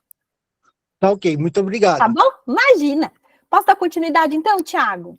Eu acho que tem mais aqui. A Diga. Lara perguntou se dieta low carb seria melhor para diabéticos. Então, vamos entrar na nossa grande discussão, né, Thiago? Vamos lá. Existem diferentes estratégias para o bom controle glicêmico do diabetes. Qual é a melhor? A que você consegue cumprir. Eu tenho paciente que faz low carb e tem um controle muito bom, e eu tenho paciente que não faz low carb e também tem um controle muito bom. Tem que ver o seu estilo de vida, se você tem alguma doença associada. Então, não tem bala de prata dentro da nutrição para o diabetes. Existe uma adaptação do plano alimentar para a realidade do paciente e se ele tem alguma doença associada ou o estilo de vida que ele leva. Então, tem paciente que prefere comer menos carboidrato, então a gente vai ter que manejar isso. Tem paciente que não quer diminuir a quantidade de carboidrato. Óbvio que quando a gente fala de um grupo alimentar, um nutriente que impacta mais a glicose, estourar de comer carboidrato não é indicado para ninguém, nem para quem não tem diabetes, né? Mas não tem, de novo, bala de prata. Talvez você se dê bem com a low carb, talvez você não se dê bem. Eu tenho um Reels no meu Instagram que mostra o gráfico de 2 pacientes meus. Um que faz low carb e um que não faz low carb. E os 2 estão chuchu beleza. E cada baixa de 7. Aí tem aqui também, a Raíssa perguntou, com relação à utilização de bolos estendido e multi-onda da bomba de insulina, para saber o tempo correto de impacto de glicemia, da proteína e da gordura. Somente fazendo teste? Só olhando o controle glicêmico, tá? Então, quando que você vai determinar? Depende, né? Então, por exemplo, se você usa a versão, por exemplo, do Android APS mais nova, você não vai precisar ficar se preocupando muito com isso, que o próprio sistema muitas vezes vai correr atrás disso. Mas se você usa versões anteriores, por exemplo, que você vai precisar jogar o carboidrato e jogar a gordura na calculadora, aí a gente vai ter que olhar o controle glicêmico, ver o quanto que você comeu de proteína, e aí com essa observação e padrão de glicose, aí a gente vai determinar qual que é a proporção que você vai jogar antes da refeição, em quanto tempo você vai jogar o segundo bolos, e o quanto você vai jogar de segundo bolos. É muito individual, é de paciente para paciente, e porque depende exatamente dessa resposta que ele tem, ou se essa refeição está mais rica em proteína, ou se essa refeição está mais rica em gordura, tá? De novo, interpretação do controle glicêmico, isso é uma coisa que você pode definir com o seu nutricionista também, tá bom? Como é que você vai gerenciar esse bolos? Aí aqui a outra pergunta é se tem um tempo mínimo de diagnóstico para começar a contagem. Opa, cortou, Thiago. Aqui se tem um tempo mínimo para começar a contagem.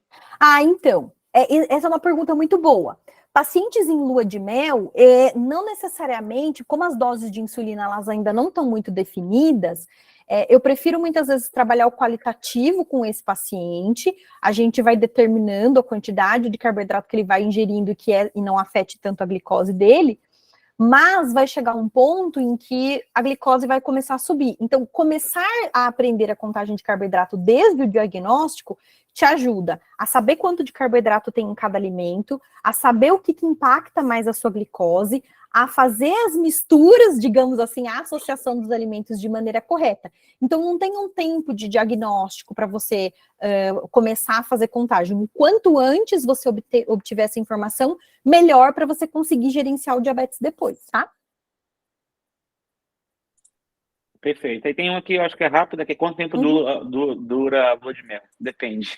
Ai, nossa, isso aí é muito discutido em estudo, tá? A gente tem relatos de 6 meses, de 3 meses, de 6 meses e de 1 ano de período de lua de mel. Vai depender de paciente para paciente. A gente tem que pensar que, às vezes, o período de lua de mel, ele, quanto mais jovem a pessoa abre o diagnóstico, geralmente o período de lua de mel ele é um pouquinho menor, tá? Porque a gente não tem reserva de insulina, tá? Mas depende muito. Muito, muito, muito de paciente para paciente. Não tem período fixo. Show de bola. Então, Podemos passar continuar? a próxima etapa. Isso. Então, beleza. Sabendo de todos esses conceitos, então, bolos alimentar, fator de sensibilidade, correção, a gente vai, então, para o exercício para a gente colocar na prática, tá? Então, vamos imaginar aqui Diego, 25 anos, DM1 a 18 anos.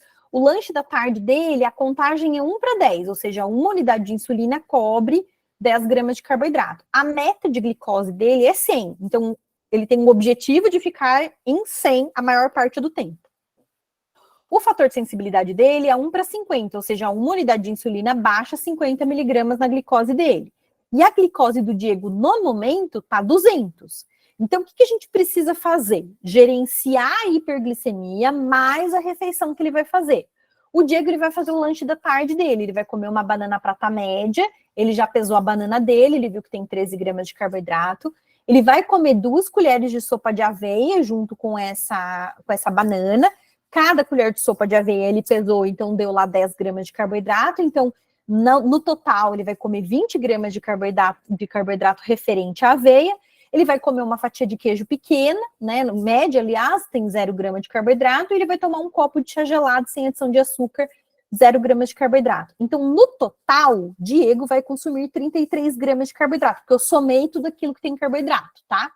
Então, o que o Diego vai fazer? Pegar aqueles 33 gramas de carboidrato, dividir por 10, então a gente vai ter um bolos de 3,3 unidades de insulina. É isso que eu vou aplicar, Tiziane? Não, porque eu ainda tenho a minha correção. Então, o Diego estava com uma glicose de 200. O que eu vou fazer para fazer essa correção? Ou seja, para eu chegar na minha meta de 100. Eu vou fazer 200 menos 100, dividido pelo fator de sensibilidade, que é 50. Então, para corrigir a glicose, Diego vai precisar de 2 unidades. Então, aqui a gente tem que o total de insulina que ele vai aplicar é 5,3 unidades. Nesse caso, a gente pode arredondar para 5 unidades.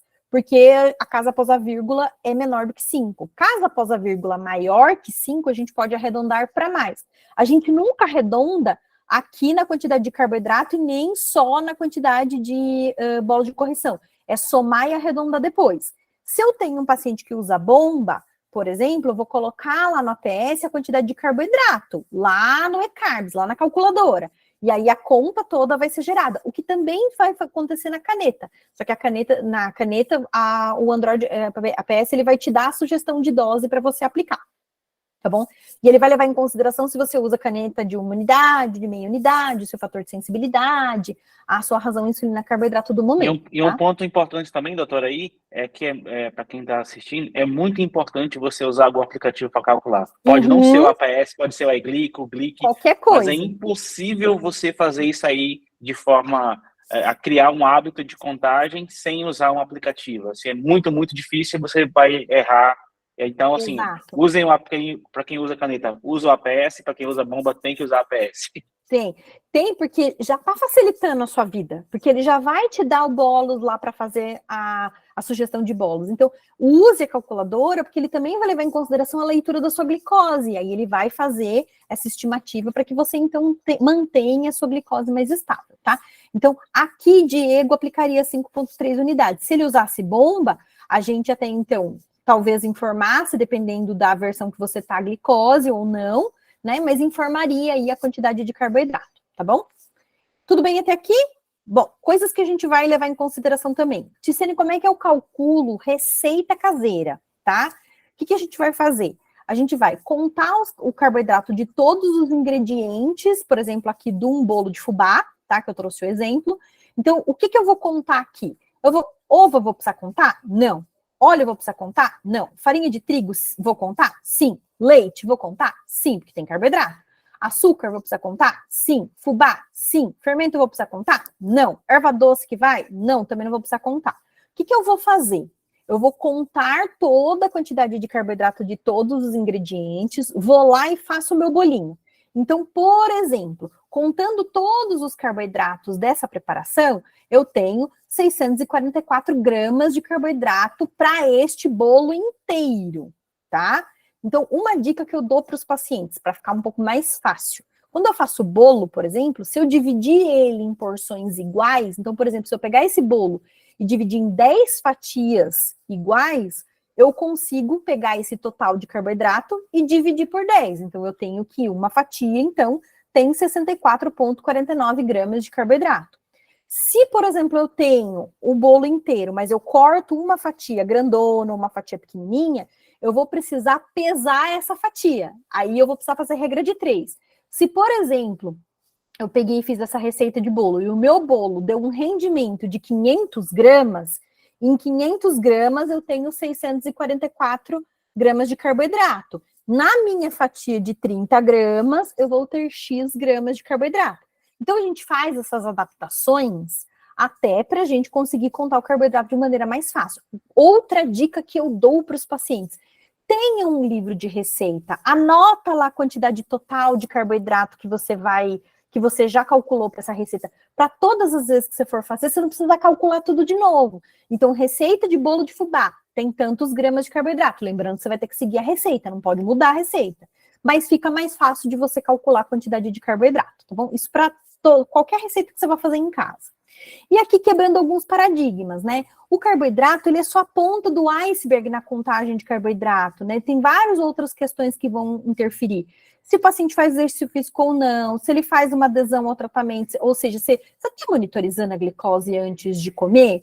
Será que o problema é só a razão insulina-carboidrato sua? Ou você não está fazendo a glicose e não está considerando que você está com hiperglicemia? A questão da proteína, da gordura, às vezes a gente tem alimentos industrializados que têm muita gordura e isso pode impactar a minha glicose. Poxa, Tseni, mas eu comi um cookie integral. Mas o cookie é uma receita onde tem muita gordura. Por mais que ele seja integral, você pode ter uma glicose mais alta, porque a composição dessa receita não é muito adequada. E aí a gente volta a lembrar a questão do impacto glicêmico de cada grupo alimentar no nosso pós-prandial, que é o pós-refeição, tá? Então, não é só o carboidrato. A gente tem mania de culpar o carboidrato, mas nem sempre a culpa é dele, tá? E aqui, esse estudo, para quem lê um pouquinho em inglês, recomendo que faça a leitura, ele mostra o quanto que a gordura, a proteína e também até alimentos de alto impacto glicêmico podem incrementar mais glicose na nossa corrente sanguínea. Então, por exemplo, o impacto das concentrações de glicose pós-refeição, que é o pós-prandial, de 3 horas, da adição de 35 gramas de gordura e 40 gramas de proteína a uma refeição, é o equivalente ao resultante do consumo de 20 gramas de carboidrato. Então, eu comer 35 gramas de gordura mais 40 gramas de proteína é o equivalente a eu consumir 20 gramas de carboidrato. E a adição de 50 gramas de gordura a uma refeição pode aumentar a quantidade, a necessidade de insulina em 2 vezes. Às vezes eu preciso dobrar a quantidade de insulina se eu tiver uma quantidade maior de gordura. Então é bem importante a gente ver o quanto que o impacto desses nutrientes vão gerar na minha glicose. De novo, como que eu vejo isso? Olhando o gráfico, não é só deixando também o sistema trabalhar sozinho. A gente precisa fazer com que o nosso gerenciamento fique mais fácil possível. A tecnologia está aí, mas se você não conta o carboidrato direito, se você come McDonald's todo dia, não haja bomba que resolva, não haja Android GPS que resolva, tá? A gente precisa lembrar que a composição da refeição também vai influenciar no seu gerenciamento glicêmico. E aqui a gente até tem uma contribuição da Sociedade Brasileira de Diabetes para a conversão da ingestão de proteína e gordura em carboidrato ou aumentar as doses de insulina. Percebam que a gente tem protocolos diferentes. Eu tenho para gordura, eu tenho para proteína, como por exemplo um churrasco, tá?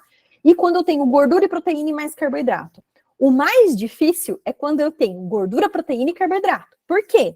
Porque eu vou precisar fazer um bolos inicial para o meu carboidrato. E depois eu vou precisar gerenciar aquele bolos 3, 4, 5 horas depois, tá?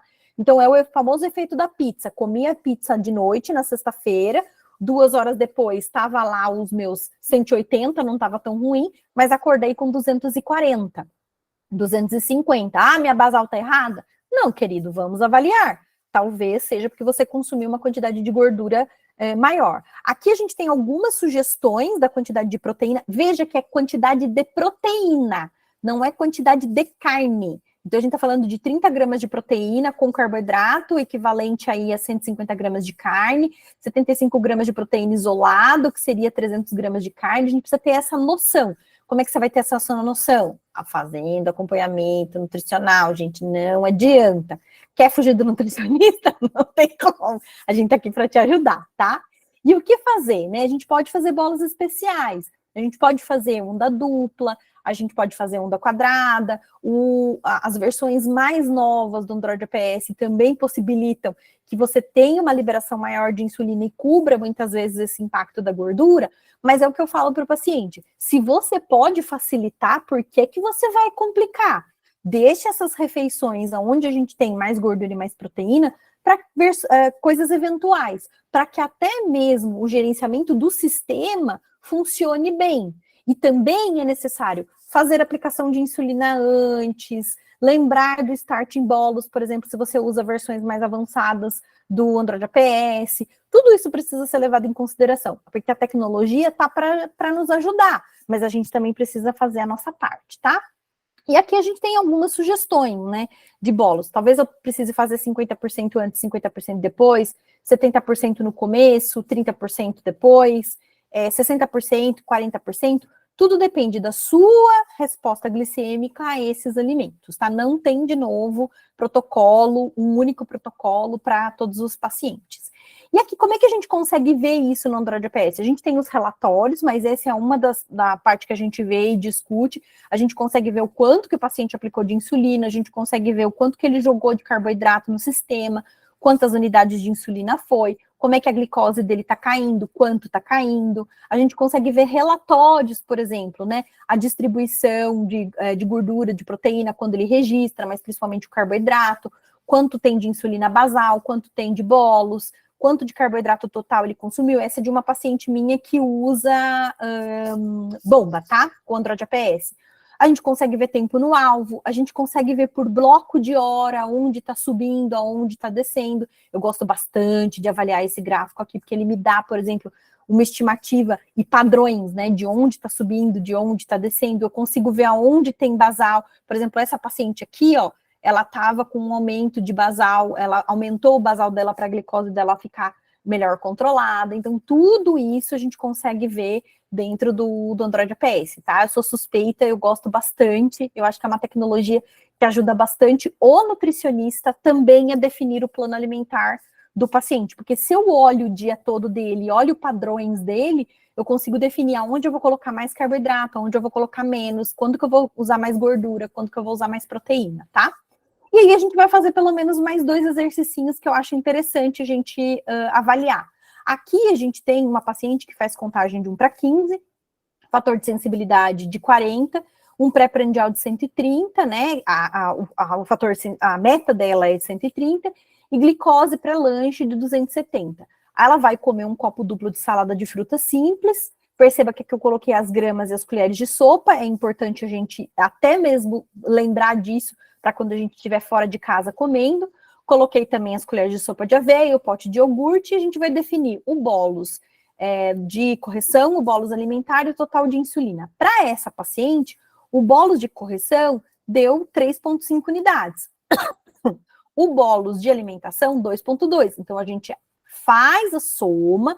No caso dos pacientes que usam o sistema vai te ajudar a fazer o cálculo do bolos a ser sugerido, ou o próprio sistema já vai aplicar esse bolos para vocês. Mas é importante a gente saber como é que é feita essa conta. Se não souber como é que faz a conta, não vai saber aonde está errando, tá? Isso é muito importante. Como é que eu sei, Ticiane, se o meu problema é o fator de sensibilidade ou é a razão insulina-carboidrato, tá? Se eu entro normoglicêmico na refeição, minha glicose está dentro da meta, e eu saio hiperglicêmico, o meu problema é na razão insulina-carboidrato. Se eu estou entrando hiperglicêmico na refeição com 200 e saio com 240, por exemplo, pode ser que o meu problema seja no fator de sensibilidade. E aí a gente vai precisar, o médico, ajustar o fator de sensibilidade. Como é que eu sei se é só o fator de sensibilidade? Talvez olhar um horário, por exemplo, em que não tenha refeição, em que você fez uma correção e a glicose mesmo assim esteve mais alta, tá bom? E aqui é um exemplo que eu gosto de dar para os pacientes, porque é um erro muito comum que acontece. Uma paciente com glicose baixa antes de refeição, ela estava com 50, ela foi lá e tomou um copo de coca para poder, meio copo de coca para poder a glicose subir, e depois comeu um misto quente, um pingado. O que muitas vezes a pessoa faz? Considera a quantidade de carboidrato do copo de coca na contagem total. A gente não vai precisar contabilizar, a gente vai precisar contabilizar o misto quente mais um pingado. Por que a gente vai precisar fazer isso? Porque se eu contabilizar a coca, eu vou continuar na hipoglicemia, porque eu estou aplicando insulina para a coca, tá? Então, lembrar que quando a gente corrige a glicose com mais carboidrato, este carboidrato ele não entra na contagem de carboidrato se essa correção foi feita próxima a uma refeição, tá bem?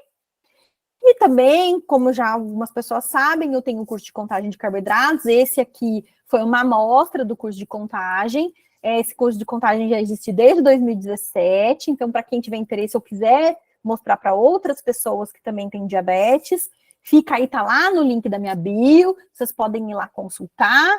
E é isso, queridos, esse é o meu Instagram, vocês podem colocar lá o telefone de vocês direcionado para o QR Code, que vai direcionar para o meu Instagram, onde todos os dias nós falamos sobre diabetes. É isso, Thiago. Muito bom, muito bom, muito bom. Deixa eu ver se tem mais alguma pergunta aqui. Pessoal que quiser mandar pergunta agora, falar alguma coisa aí para tirar a dúvida, para alinhar as coisas. Por favor, estamos aqui para isso. Rodrigo pode levantar a mão, aí tem a opção aqui embaixo, pessoal, de levantar a mão. E aí eu vejo a fila de quem quer levantar a mão, beleza? Mas antes de abrir para as pessoas responderem, quero primeiro agradecer novamente, né, pela disponibilidade da doutora Ticiane de poder compartilhar conhecimento com a gente. É muito importante, é vital, na realidade, para um bom desempenho e um bom manejo de diabetes ter esse tipo de informação, até para quem utiliza o AIME. Eu não quero a versão que eu não boto carboidrato e tudo mais. Então, assim, para quem manja de contagem de carboidrato, tem o melhor desempenho possível. Então, assim, a gente não manja tanto quanto deveria, né, porque a gente nunca... Vai dar ruim. Mais o que eu sei, eu aprendi com a Ticiane, assim, ela que me incentivou a aprender. Então, assim, eu sei que ela manja muito, porque toda vez que a gente tem a reunião, é absurda a quantidade de conhecimento. Então, se você não tem um nutricionista ainda, está procurando alguém que manja muito de diabetes e tecnologia, está mais do que indicado a doutora Ticiane. E se você quer se aprofundar dentro do universo do Android GPS, a gente vai ter um curso presencial em São Paulo, dia 22 agora, tá? Dia 22, que é um sábado, onde a gente vai entrar 9 horas da manhã e sai umas 6 horas da tarde com o Android GPS instalado e você sabendo operacionalizar o Android GPS, tá? E, assim, 22 sábado agora, né, Thiago? Sábado agora. Eu falei outro? Não, mas já falar que é sábado, tá. Sábado agora.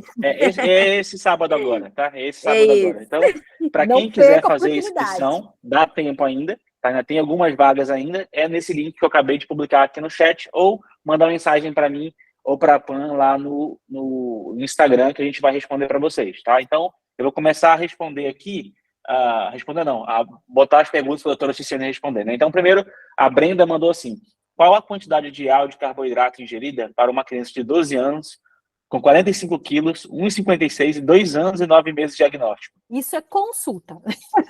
A gente não pode, isso a gente define em consulta, tá? Isso não pode ser colocado assim numa live. A gente precisa avaliar a criança, a gente precisa avaliar o controle glicêmico dela, se ela faz algum exercício físico, se ela tem alguma preferência alimentar. A quantidade de carboidrato ela é calculada de acordo com as necessidades nutricionais. Aí a gente precisa levar outras coisas em consideração para definir o total de carboidrato. Perfeito. Pode abrir o teu áudio, Fabiana.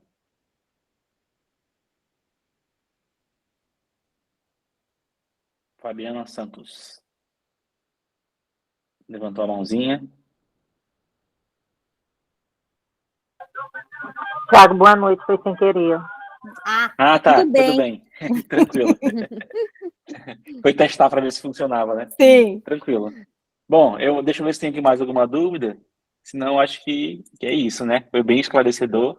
E aí, como a doutora falou, assim, isso aí é para apontar a direção para vocês, esclarecer as dúvidas, abrir a mente de vocês. E quem quiser se aprofundar mais ainda, tem um curso da doutora Ticiane na bio dela lá. Quem não segue está muito errado, então sigam ela. E agradecer mais uma vez. E deixa eu ver Eu aqui. que agradeço. Eu acho que quando a gente trabalha com diabetes, todo mundo que trabalha com diabetes acessa uma coisa que é a empatia. É impressionante. Uhum. A gente acaba, um profissional de saúde, outros pacientes, é um grupo que se apoia muito. Eu acho que isso que é o mais bonito de dentro do diabetes. Então, aproveitem essa oportunidade, vão atrás. A gente precisa, quanto mais conhecimento vocês tiverem, mais fácil vai ser manejar. O Thiago está dando a oportunidade para que vocês, trouxe essa oportunidade para quem tem diabetes, de ter o suprassumo do bom controle glicêmico, né? A gente está trabalhando com uma coisa que, eu que me formei há 13 anos atrás, gente, eu vim da época que se anotava glicose no papel, então é tudo muito empírico. Agora a gente já consegue ter uma coisa mais específica, mas, de novo, a gente precisa de dedicação. Se quer uma glicada de 7, a gente precisa de dedicação. O sistema nos ajuda muito, mas ainda assim a gente precisa entender de contagem, a gente precisa entender como é que os alimentos impactam a minha glicose, porque cada um é um serzinho individual. Não existe um plano alimentar para todo mundo. Senão, a revista Cláudia já teria aí feito uma dieta e todo mundo já teria seguido, tá? Então, se cada um se olhar com relação à alimentação da mesma maneira que olha para as doses de insulina, aí vocês conseguem aí um bom controle glicêmico. É isso aí. Então, galera, mais uma vez, muito obrigado. Vou parar aqui a gravação. Obrigada, doutora. Imagina.